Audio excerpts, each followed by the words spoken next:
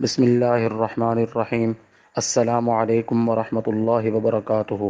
دوستو، جیسا کہ آپ حضرات کو معلوم ہے کہ آج 18 رمضان المبارک ہے، اور آج کے دن کو قرآن کریم کے نام کرتے ہیں، کیونکہ قرآن کریم کی وحی کی ابتدا 18 رمضان المبارک کو ہوئی۔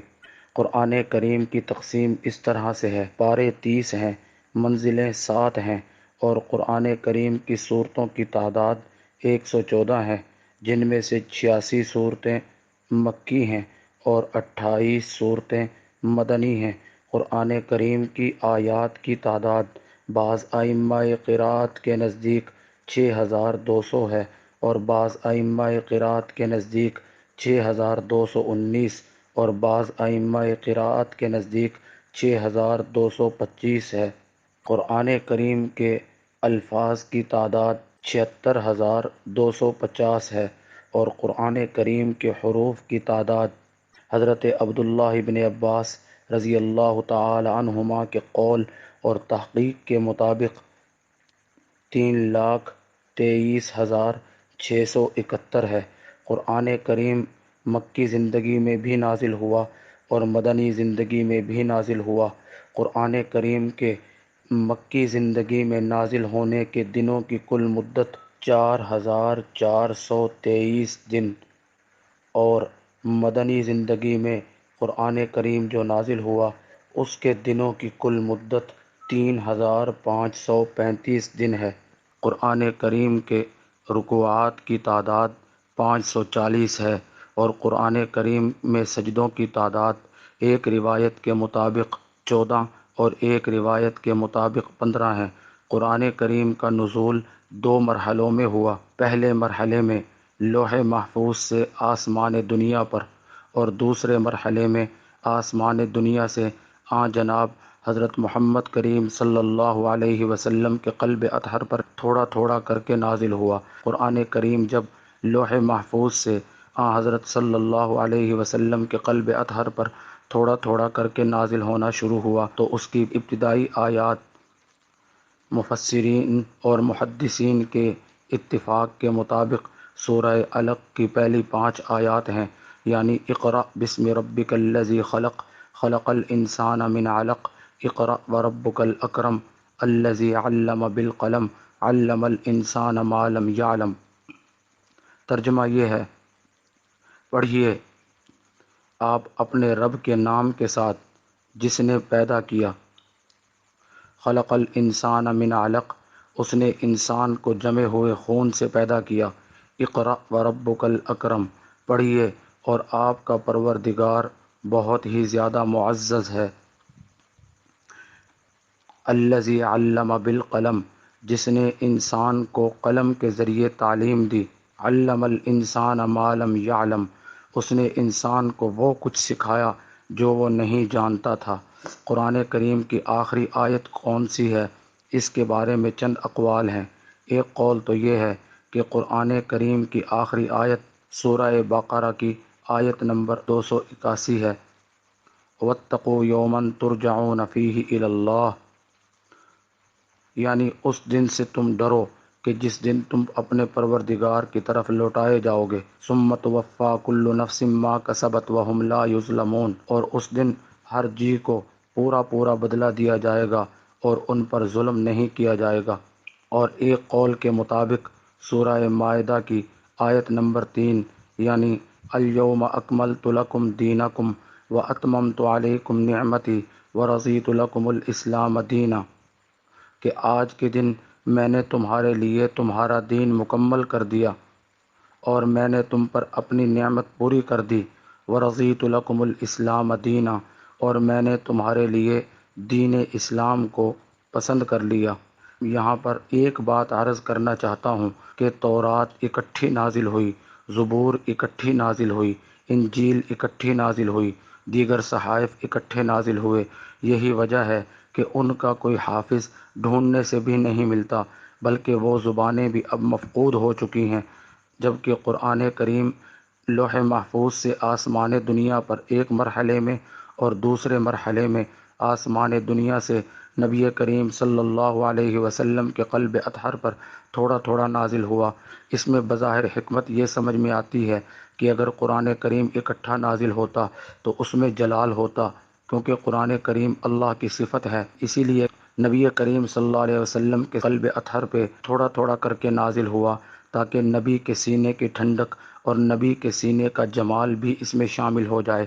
یہ میرے نبی کے سینے کی ٹھنڈک کی برکت ہے کہ آج 7 8 سال کا بچہ بھی قرآن کریم کا حافظ نظر آتا ہے۔ قرآن کریم کو قرآن اسی لیے کہتے ہیں کہ قرآن یہ مقروبن کے معنی میں ہے، جس کا معنی ہے بار بار پڑھا جانے والا۔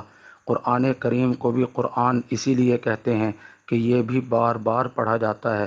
قرآن کریم کے امام سیوطی رحمۃ اللہ علیہ کے قول کے مطابق تقریباً 56 نام ہیں، اور وہ سب کے سب قرآن کریم میں مذکور ہیں، جس میں القرآن، الکتاب، السبع المثانی، الہدیٰ اور الشفاء وغیرہ وغیرہ۔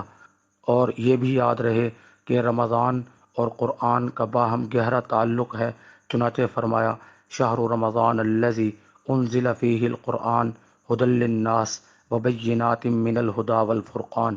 اور یہ بھی یاد رہے کہ قرآن کریم کے اسماء گرامی میں سے ایک نام فرقان بھی ہے، یعنی حق اور باطل کے درمیان فرق کرنے والا۔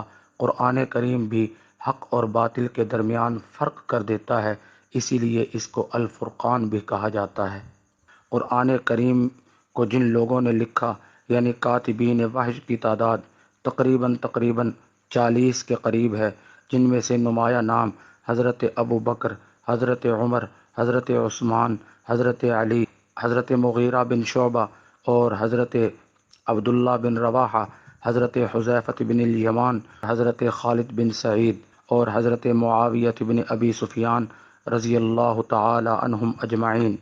نبی کریم صلی اللہ علیہ وسلم پر جب غار حرا میں پہلی 5 آیتیں نازل ہوئیں تو اس کے بعد جبرائیل نے سب سے پہلے وضو کیا، اور اس کے بعد نبی کریم صلی اللہ علیہ وسلم اسے دیکھتے رہے۔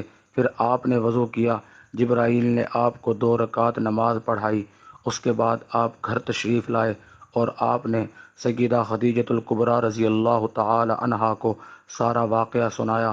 پھر آپ نے بھی اسی طرح وضو کیا، سیدہ خدیجۃ الکبریٰ رضی اللہ تعالی عنہا نے اس کے بعد وضو کیا اور آپ نے ان کو بھی 2 رکعت نماز پڑھائی۔ قرآن کریم امت کے لیے اللہ تبارک و تعالی جل شانہ کی طرف سے ایک بہترین تحفہ ہے۔ اور قرآن کریم کے بارے میں ایک خاص بات یہ بھی ہے کہ قرآن کریم اللہ کی کتاب بھی ہے اور اللہ کا کلام بھی ہے، اس لیے کہ اللہ پاک نے کسی اور کتاب کی تلاوت نہیں فرمائی، جبکہ قرآن کریم کی خود اللہ رب العزت نے تلاوت فرمائی۔ سورۃ طٰہٰ اور سورۃ یاسین کی زمین و آسمان کو بنانے سے 10,000 برس پہلے اللہ پاک نے کما یلیق بشانہ تلاوت فرمائی۔ فرشتوں پہ مبہوتی اور غشی کی کیفیت طاری ہو گئی۔ جب ان کو ہوش آیا تو انہوں نے جبرائیل سے پوچھا یہ کیسا عمدہ کلام ہے؟ تو جبرائیل نے کہا کہ اللہ پاک ایک نبی کے سینے پہ اسے نازل کرے گا، اور اس نبی کی امت اس قرآن کی، اس کتاب کی تلاوت کیا کرے گی۔ اور قرآن کریم کے بارے میں ایک بات اور یہ بھی سن لیجئے کہ کل قیامت کے دن حدیث پاک میں آتا ہے یقال لحافظ القرآن، کہ حافظ قرآن کو کہا جائے گا اقرأ پڑھ، ورتقی اور چڑھتا جا، ورتل کما کنت ترتل فی الدنیا اور اسے ٹھہر ٹھہر کر پڑھ جس طرح کہ تو دنیا میں ٹھہر ٹھہر کر پڑھا کرتا تھا۔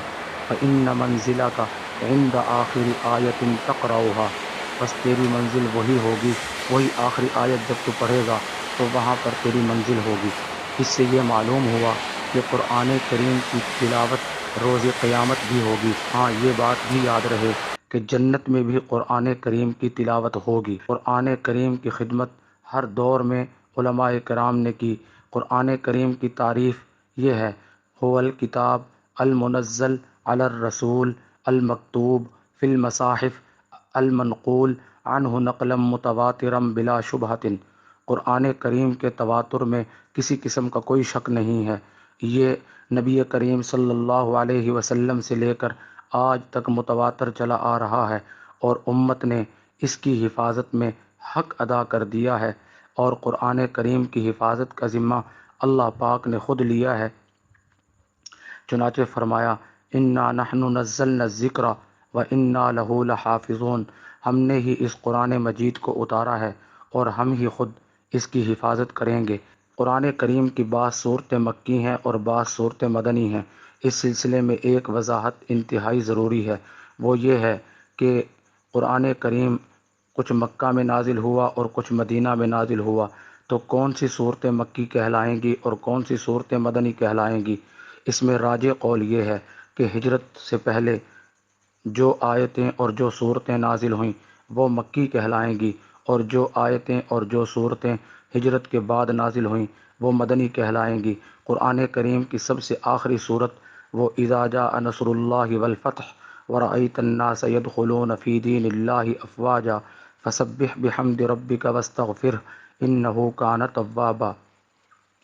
اذا جاء نصر اللہ والفتح یعنی اللہ کی مدد آ گئی اور فتح آ گئی، ورأیت الناس يدخلون فی دین اللہ افواجا، اور جب آپ لوگوں کو دیکھیں کہ وہ فوج در فوج اور جوک در جوک اللہ کے دین میں داخل ہو رہے ہیں، فسبح بحمد ربک، تو پھر آپ اپنے پروردگار کی تسبیح اور تحمید بیان کیجئے، انہ کان توابا، بے شک وہ توبہ کو قبول کرنے والا ہے۔ قرآن کریم کی آخری یہی صورت ہے، اور یہ تحقیق حضرت عبداللہ ابن عباس رضی اللہ تعالی عنہما کی ہے، اور حضرت عبداللہ ابن عباس کے بارے میں گزشتہ محافل میں عرض کیا جا چکا ہے کہ یہ وہی ہیں جن کے لیے نبی کریم صلی اللہ علیہ وسلم نے دعا فرمائی تھی، اللہم علمہ الکتاب وفقہہ فی الدین۔